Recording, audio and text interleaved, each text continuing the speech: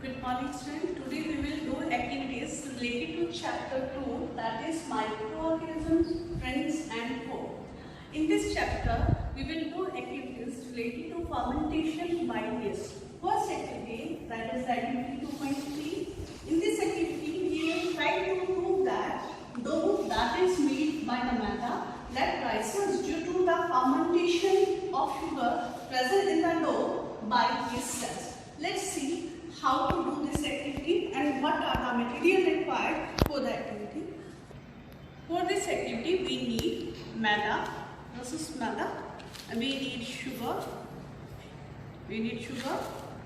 And we need yeast granules like this. These are the yeast granules available in market in packets. So for this activity, what will we do?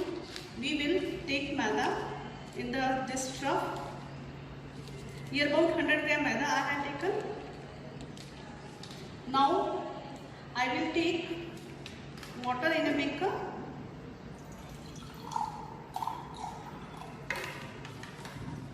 We will add near about 2 teaspoons of sugar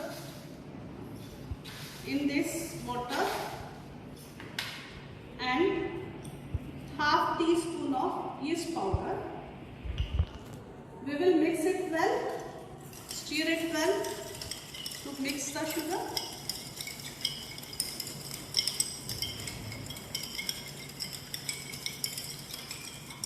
Now we will knead the dough. We knead this maida with this mixture of sugar and yeast granules.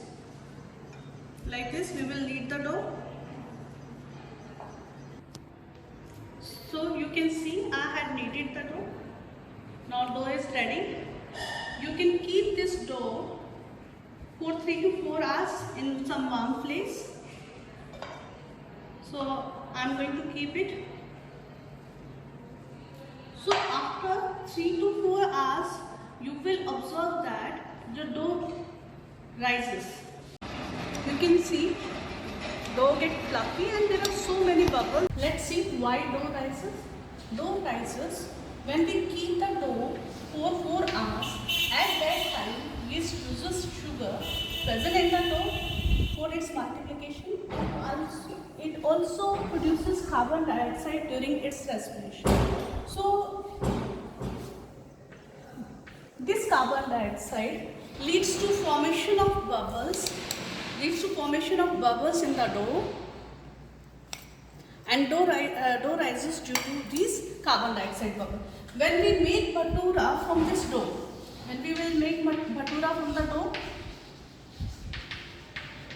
due to hot oil, the carbon dioxide get released and there will be small holes will be there in the bhaturas that will make the bhatura soft.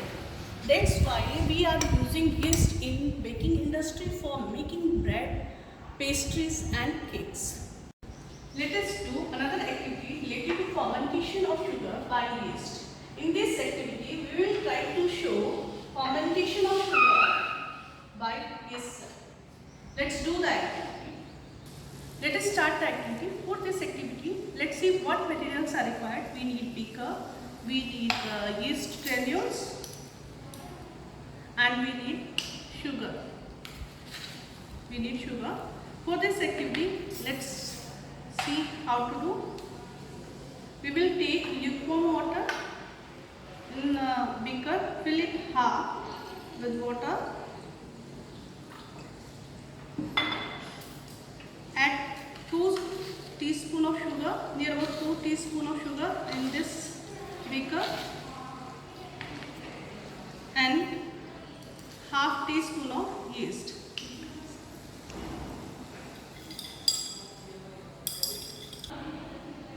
Stir it well. You see solution becomes turbid, it is turbid. Now I will cover it with the petri plate and keep it aside in a warm place for about 5 hours. After 5 hours, let's try to smell it. I can smell it and there is a peculiar smell of alcohol coming out from this mixture. Why alcoholic smell is coming out from the beaker? Because yeast cells uses sugar present in this water for its multiplication and during respiration produces alcohol. So that's why alcoholic smell is coming out, and you can also do this activity at your home under the supervision of your parents, and you can also smell alcohol. Let us do another activity related to fermentation to prove that carbon dioxide is released during fermentation by yeast. Let's see material required for the activity. We need beaker, we need yeast granules, we need the yeast granules like this, and we need sugar, we need plastic bottles and test tube strip and balloons.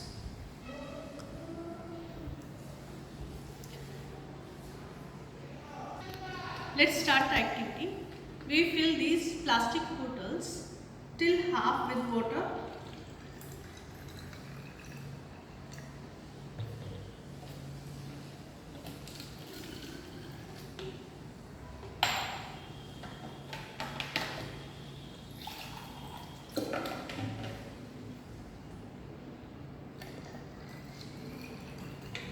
Now add 2 teaspoons of sugar in both the bottles.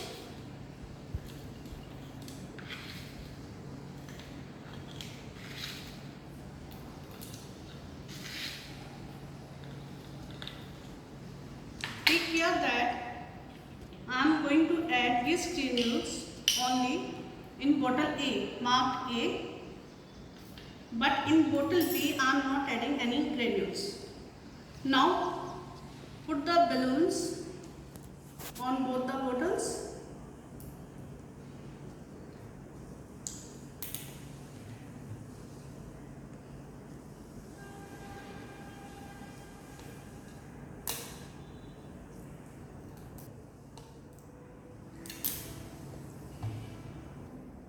Now keep these bottles at warm place for 1 day.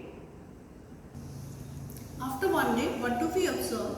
In the bottle marked A, the balloon gets inflated and solution become turbid. You can see solution is turbid. And in the bottle marked B, balloon has not inflated and the solution is also not turbid like the solution in bottle A. Let's see why it happens. Let's see why balloon get inflated in bottle A. Because the yeast present in this bottle, it has used the sugar present in the bottle, and that sugar has been used by the yeast for its multiplication, and yeast produces carbon dioxide. That carbon dioxide gets stored in this balloon, and that makes this balloon get inflated. But in this case, there was no sugar, there was no yeast cells, so no multiplication and no carbon dioxide production, so balloon does not get inflated. Now I put the balloon on the test tube containing lime water and shake this water well. Now you can see lime water turn milky. That means the carbon dioxide stored in the balloon make this lime water milky. So yeast produces carbon dioxide during respiration. Let's see how is curd formed. For the formation of curd, we need small amount of milk. We need little amount of curd. Let's see how to make it, how to prepare the curd. First, I will take milk in this beaker.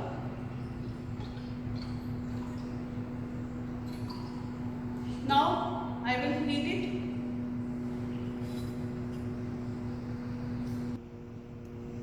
Now, heat this milk on the burner for near about 2 minutes. Now, milk get warm.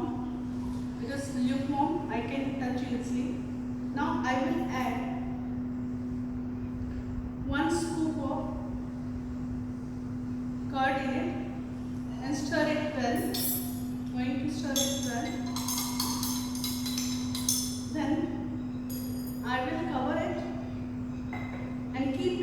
some warm place for about 5 hours. After 5 hours, you will see milk get solidified, semi-solid curd is there. Let's see how curd is formed. What happens during those 5 hours? For the formation of curd, we are adding small amount of curd. Why we are adding small amount of curd? By adding